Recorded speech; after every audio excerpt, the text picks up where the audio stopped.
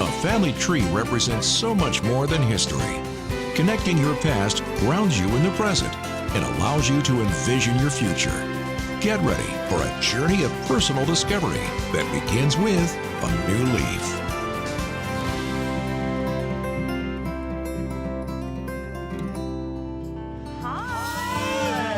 Steve's 9-year-old son, Remy, needs to make a family tree for his school project. But Steve has more questions about his family history than he'd like. So we're going to help them as they start diving into their past. So, Remy, what are you hoping to find out about your family? What are you really excited about? I'm really excited to find out if I'm like an ancestor of people who are very historic and famous. And Steve, what are you hoping to learn for yourself? I'm curious about getting some answers to what is our background and just kind of having something to pass down to future generations. What do you say we get started? Yeah, definitely. Let's do it. I'm excited. Okay, take a look right there and explore a little bit. There's my parents, right? And there's my grandparents, your great-grandparents. So now if you keep looking down at your line there, there you can see your great-great-grandma and grandfather, Thomas F. Plunkett. And he owned a cotton factory, and he bought a farm. He actually was a really busy guy. He did a lot of things. He was a politician. Oh, my goodness. Here you go. Look at this. Ran for lieutenant governor. Wow. You know, have you ever heard of the famous author Mark Twain? Yes. So it turns out that one of Plunkett's sons, your great-great-great-uncle, wrote a letter to him asking for a personalized autograph. Oh, my goodness. My dearest Clemens, autograph for a collection I am making. T.F. Plunkett. Yeah. How is this stuff saved? So, Remy, do you think maybe you would want to be an author? I don't know. No, I don't know yet. Well, I'm asking you that because the next relative, your great-great-great-grandma, Harriet M. Hodge, was a pioneer of the early hygiene movement. She wrote the book Women Plumbers and Doctors Household Sanitation back in 1885. So she taught people how to keep your home germ-free, to keep people from getting sick in their homes. And, you know, that was the beginning of all of that. Kind of brilliant. Wow. What do you think, Rem? This is crazy. I'm learning way more. Than you thought you would learn? Yeah. So now let's go back. Okay. Really way back. We're going back 400 years, okay? Whoa. Your 11 times great-grandfather, John Alden, he was on the Mayflower. Get out of here. Really? How awesome is that? It's amazing. It's amazing that they made it. Now, Steve has a real understanding of his roots, and Remy has the branches and leaves he needs for the family tree he'll present to his family, friends, and teacher.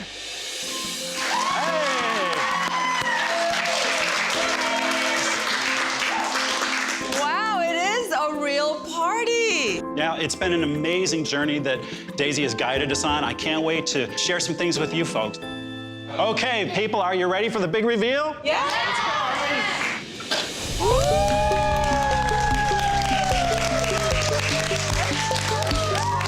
The Altus family tree. Wow, that's as constructed by Remy. When I showed my family tree to everyone, it felt so great. Like they all clapped and cheered. They were very impressed.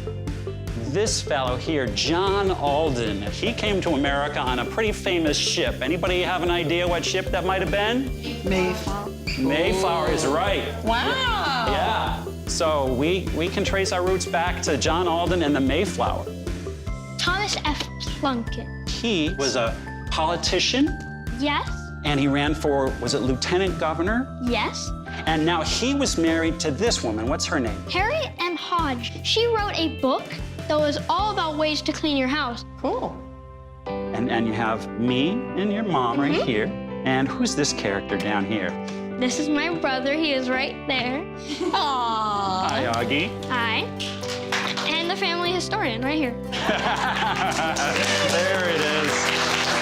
I am incredibly proud of what Remy has done on this project. Yeah, I'm very proud of myself for that. That's one of the best things I've ever created. And I'm proud of like everyone who helped me. We gotta hear from your teacher. Wasn't he great? I thought he did an awesome job. He worked so hard on it. I'm giving it an A.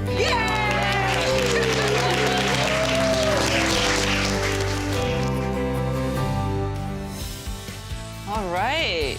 Here we are. You're a single mom to 13-year-old Jaden. Yes. Tell me a little bit about him. Jaden is a precocious 13-year-old boy. He's a really sweet, caring, good friend. And you recently had his bar mitzvah. We did just a couple months ago. It was magical and amazing and such a moment of pride for myself and for my family.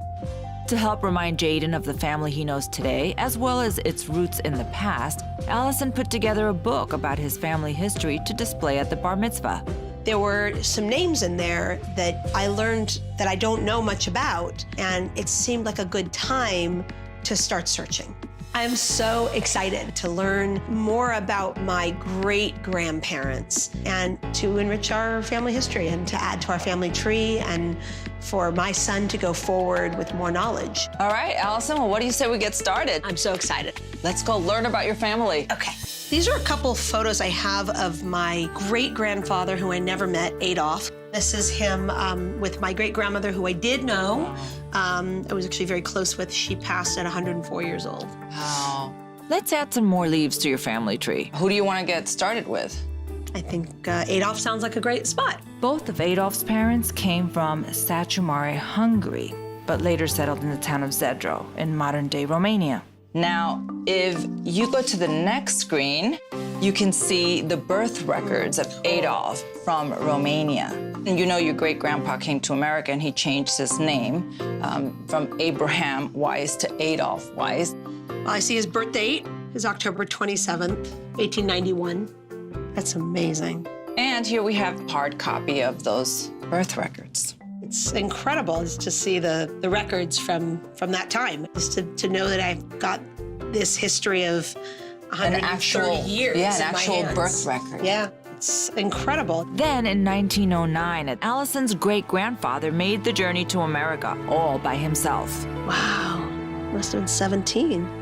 Wow, what a journey at 17 years old. If you go to the next screen, that's the exact ship that he sailed to the U.S. in.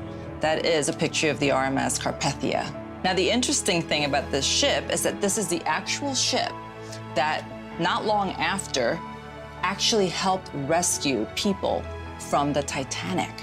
No way. Yes. So to see the photo of the ship that my great-grandfather came over on, it made it very real. It made it very awesome to think about the faith they had in heading out. It's so neat to see details like he had blue eyes. Did you know that? No idea.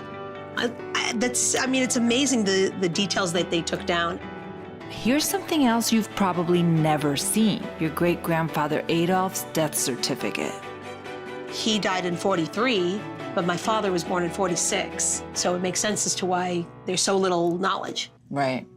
Your great-grandfather, Jacob Kleiman, was born August 15, 1887 in Kishinev, Russia. Kishinev was home to about 55,000 Jews. Wow. And he declared his intention to become a U.S. citizen in 1939, and you can see that here. Wow. Jacob Klein, bookbinder. He was short. Yeah, 5'3", wow. all the little details. I know, right? And we're not a tall family. It starts to make more sense. I've got more stuff to show you. That's so exciting. Come I can't on, wait come to with see. me. How are you? Nice to see well. you. Good to see you as Allison, well. this is Jordana. Lovely to meet you. So nice to meet you. And I brought you to this museum dedicated to the history of many Jewish families. And I think that Jordana is the perfect person to teach you so much more that you can pass on to your son and to your siblings and the rest of your family. This is our first gallery of the museum, which is The World That Was, showing us what Jewish life was like in Europe before the war. And you had mentioned that your family was from Hungary and Russia. Jews have been living in Hungary since the Roman Empire, so hundreds of years ago. Wow. So this artifact in particular is really relevant to your family history because it's from the same region of Satsuma, Hungary. But you can really see the detailed work that went into hand stitching a pillowcase with intricate designs and flowers. Yes. I love it. It's beautiful. This Torah would have been from a similar time and country as where your family is from. It's an incredible example of Jewish workmanship, craftsmanship. One of the things that Jordana taught me is the strife that was going on in Russia and in Hungary at the times when my family made decisions. Had they not chosen to leave at those times, I might not be here. Allison has gathered her family for a special presentation. Here, So I'll this help is a very special, I'm gonna call it an heirloom, that's been created for our family. Oh, that's beautiful. Wow. So Jaden, we all know that memory page in your bar mitzvah service had a lot of names. But now there's more because we didn't know to add those names. When I saw the tree, my instant thought was, I can't believe that my mom would do this for me. And I was like, this is incredible. This is something that is our living history.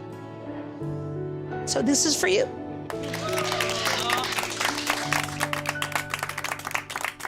Have a seat. Thank you.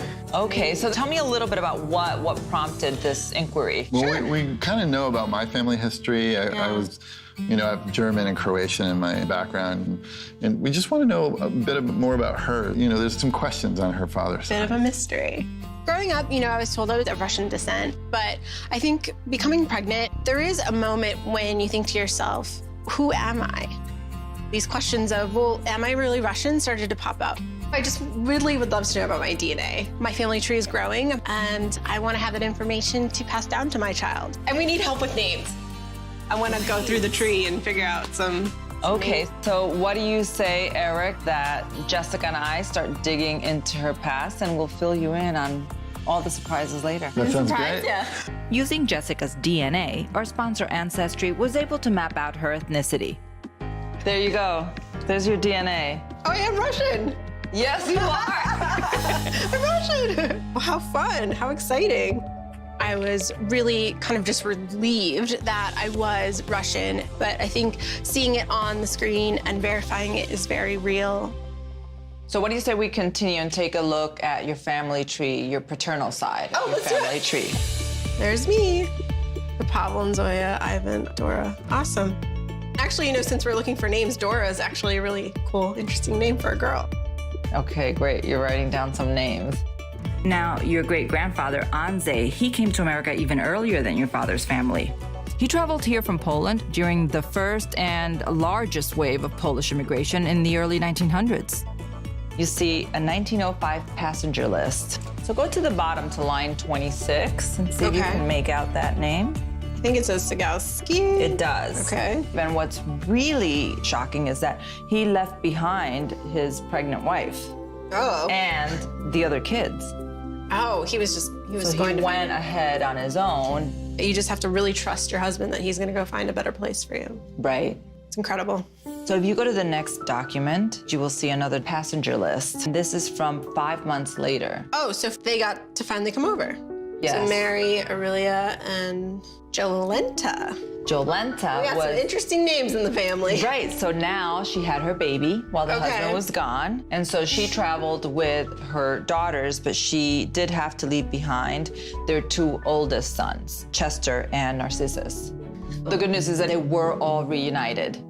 So you will see a photo that we found of your great-great-grandmother, Mary. This was before leaving Poland, so she wasn't pregnant yet.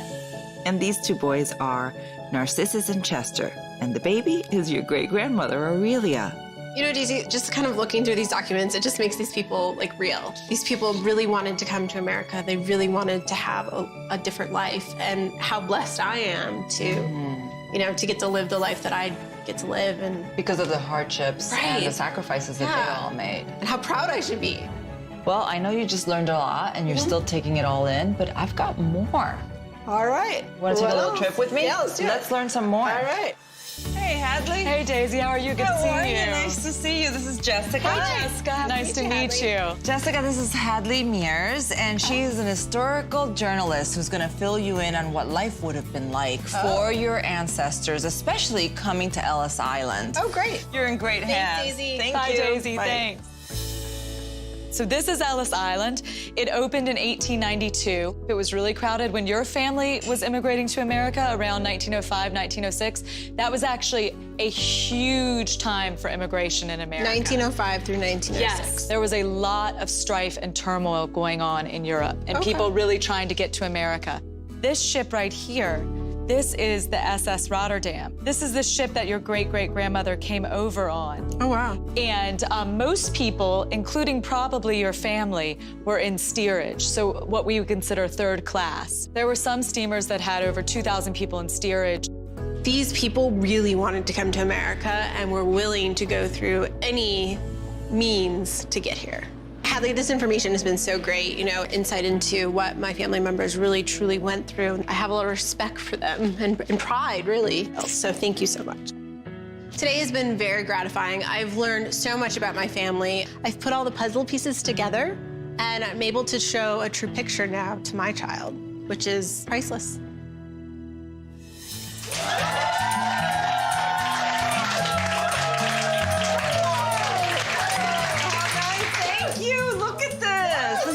Thank you guys for letting me be part of this. As you all know, Jessica's having a baby in 5 months. Throughout the history, Daisy and I were able to discover so many different names. On the girl side, we had Elise. That's interesting. Yeah. It's kind of like Ellis Island, too. And then I think that this could be used on either a boy or a girl, but one of the most unique names in our family was Anze. Huh.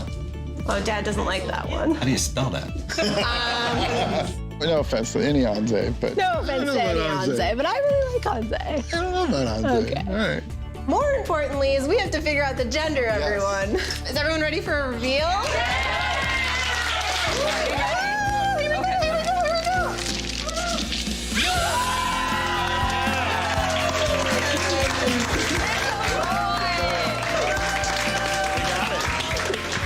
So cool. Congratulations!